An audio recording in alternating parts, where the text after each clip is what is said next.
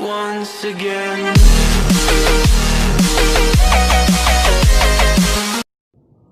Assalamualaikum warahmatullahi wabarakatuh.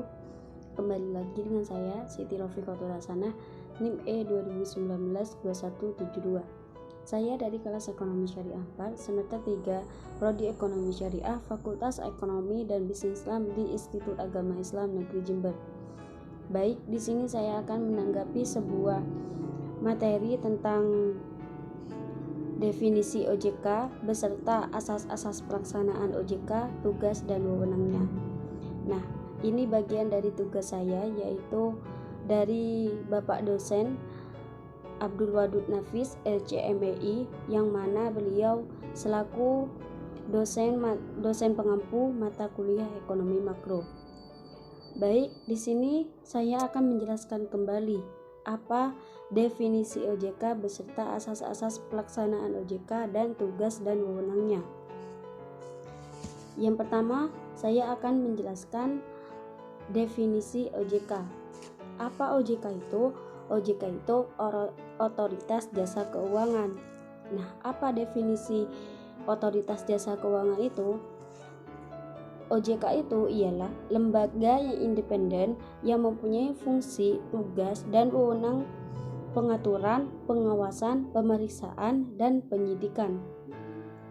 Nah, OJK itu dibentuk berdasarkan Undang-Undang Nomor 21 Tahun 2011 yang berfungsi menyelenggarakan sistem pengaturan dan pengawasan yang terintegrasi terhadap keseluruhan kegiatan di dalam sektor jasa keuangan.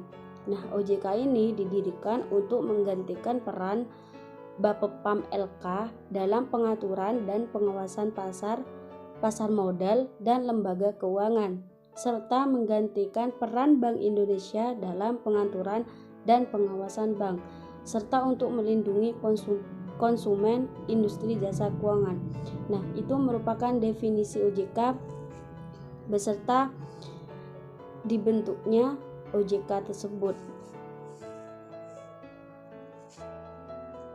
Selanjutnya, saya akan menjelaskan tugas-tugas OJK. Maksud saya sebelum tugas-tugas OJK, saya akan menjelaskan tentang asas-asas pelaksanaan OJK. Nah, asas-asas OJK itu terdiri dari 7 asas. Nah, yang pertama, asas independensi. Apa itu asas independensi? Independen artinya berdiri sendiri. Jadi, sebagai lembaga pengatur jasa keuangan, otoritas jasa keuangan mengambil keputusan berdasarkan undang-undang yang berlaku, tidak terpengaruh terhadap pihak lain. Dan yang kedua, asas kepastian hukum. Penyelenggaraan lembaga otoritas jasa keuangan berlandasan pada hukum yang ada dan undang-undang yang berlaku. Dan yang ketiga, asas kepentingan umum. Asas ini berpacu kepada kepentingan umum, yakni konsumen, sehingga dalam menjalankan tugasnya, otoritas jasa keuangan harus membela dan melindungi kepentingan para konsumen. Dan yang keempat, asas keterbukaan. Nah, asas ini otoritas jasa keuangan membuka diri terhadap hak masyarakat untuk memperoleh informasi yang benar, jujur, dan tidak diskriminatif. Nah, dan yang kelima, asas profesionalisme. Dalam menjalankan tugas dan wewenangnya, otoritas jasa keuangan harus berlandaskan asas profesionalisme. Dan yang keenam, asas integritas. Apa maksudnya itu? Nah, lembaga otoritas jasa keuangan ini harus berpegang teguh kepada nilai-nilai moral dalam setiap tindakan yang diambil. Dan yang ketujuh, asas akutabilitas. Nah, apa itu asas akutabilitas? Asas akutabilitas ini dalam setiap tindakan dan keputusan yang diambil oleh otoritas jasa keuangan semuanya akan dipertanggungjawabkan kepada publik. Nah, itu merupakan bagian asas-asas pelaksanaan OJK. Nah, selanjutnya tugas-tugas OJK. Nah, OJK ini melaksanakan tugas pengaturan dan pengawasan terhadap kegiatan jasa keuangan di sektor perbankan serta non-perbankan, dan kegiatan jasa keuangan di sektor pasar modal, dan kegiatan jasa keuangan di sektor perasuransian, dana pensiun, lembaga pembiayaan, dan lembaga jasa keuangan lainnya. Nah, untuk melakukan tugas pengaturan, OJK ini mempunyai wewenang. Apa itu wewenangnya?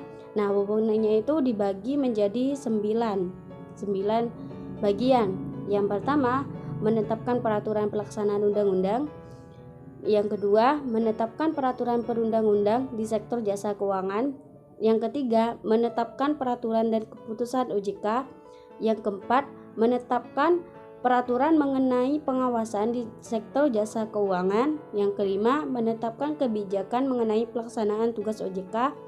Yang keenam, menetapkan peraturan mengenai tata cara penetapan perintah tertulis terhadap lembaga jasa keuangan dan pihak tertentu. Dan yang ketujuh, menetapkan peraturan mengenai tata cara penetapan pengelola statuter pada lembaga jasa keuangan. Yang kedelapan, menetapkan struktur organisasi dan infrastruktur serta mengelola, memelihara, dan menata usahakan kekayaan dan kewajiban.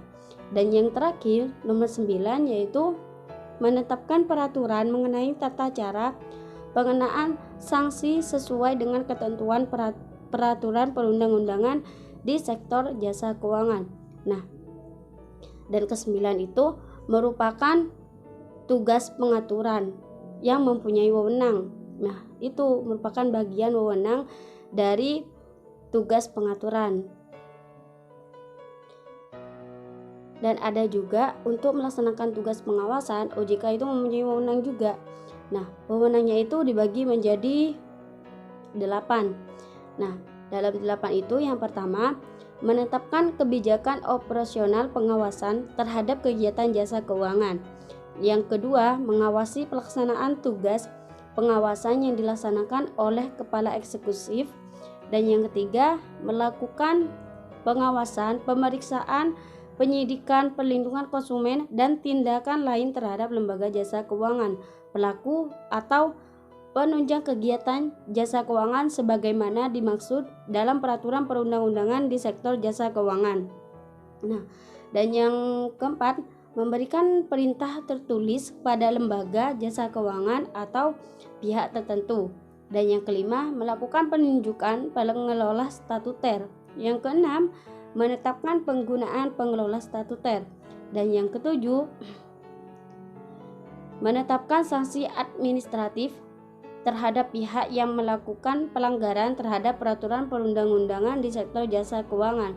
Nah, dan yang terakhir nomor 8 itu memberikan atau mencabut izin usaha, izin orang perseorangan, efektifnya pernyataan pendaftaran, surat tanda terdaftar, persetujuan melakukan kegiatan usaha, pengesahan, persetujuan atau penetapan pembubaran, dan penetapan lain sebagaimana dimaksud dalam peraturan perundang-undangan di sektor jasa keuangan. Nah, itu bagian-bagian dari tugas dan wewenang OJK. Baik, mungkin hanya itu saja yang bisa saya sampaikan tentang definisi OJK, asas-asas pelaksanaan OJK beserta tugas dan wewenangnya. Apabila ada kata-kata yang salah dan kurang lengkap, saya mohon maaf. Wassalamualaikum warahmatullahi wabarakatuh.